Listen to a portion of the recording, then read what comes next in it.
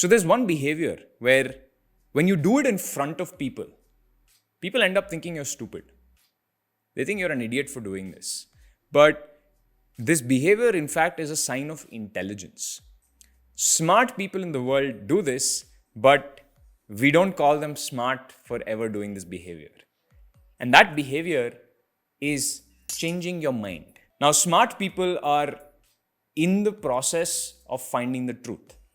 They're refining their ideas. They don't know what's going to be right or wrong. The opposite is arrogant people who believe that the idea or the decision they've made is the right one and they're going to stick with it till their grave. You see, this is all driven by that Salman Khan thesis, right? Where in Dabangg, he says that, once I make a decision, I don't listen to anybody, not even myself. एक बार मैंने commitment कर दी तो फिर मैं अपने आप की भी नहीं सुनता. This is, in fact, a signal of stupidity in today's world. So Jeff Bezos penned this long letter some time ago to his investors about doors, right? He was talking about decisions as doors, right? He said there are two types of decisions. One type of decision is a door where you open it and then you close it behind you and then you can never go past that door again. You can't go back. Those are irreversible decisions. And then there's a second type of door. It's called a two-way door, which is the common door that we have right now, where you can open the door, you can go through, but if you want to go back, you can just, open the door again, come back from the other side, right? And these are called reversible decisions. Now, Jeff Bezos says that most decisions in the world are the type 2. They are reversible decisions. You make the decision, 2 weeks later, you don't like it, you switch back. But he says that most people don't have the balls to switch back. Because once they made a decision and they told the world they're doing it, they lose reputation, right? Because now you look like you made a decision and you're going back on it. And that's why they don't treat these reversible decisions like reversible decisions. They treat all decisions like type 1 decisions, which are irreversible. For example, if Jeff Bezos decides to buy a business tomorrow, let's say he decides to buy a business which is worth $1 billion, that's an irreversible decision.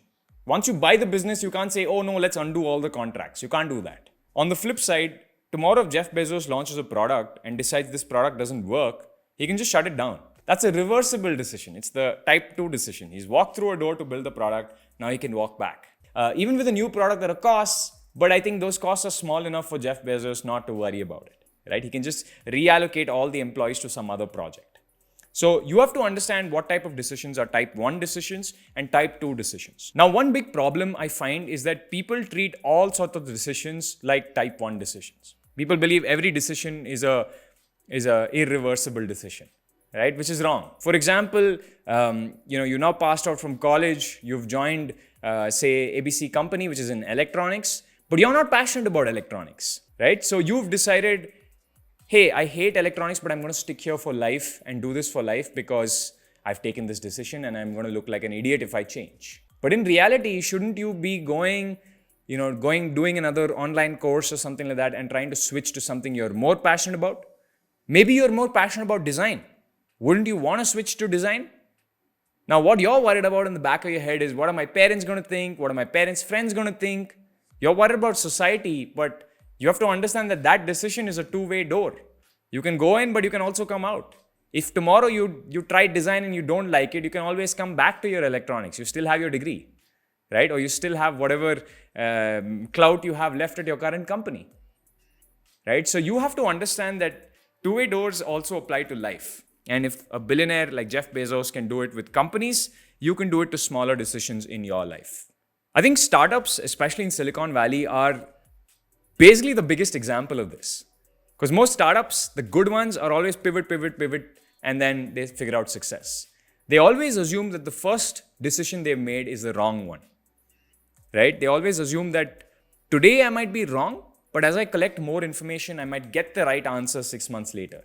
And then I'm going to change or morph my form to become that answer. For example, both Slack and Discord started out as games. Two very separate companies, both were building games.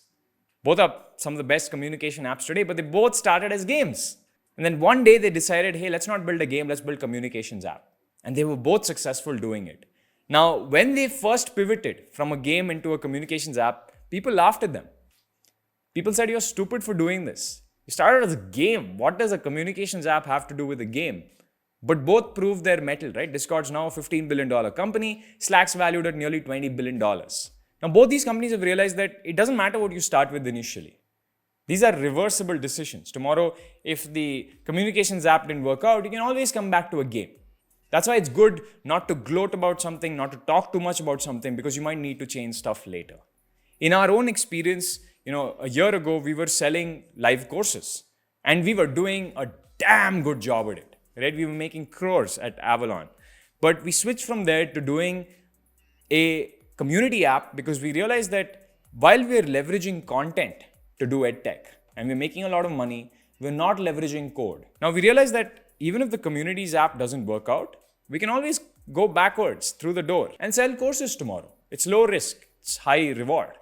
But if we nail the communities app, there's a huge opportunities there. That's why we ended up switching from there to here, even though it sounded like a stupid idea for the amount of money we were making. So the right way to be is to be persistent about the problem, but flexible about the solution. All right, that's it for me. Bye.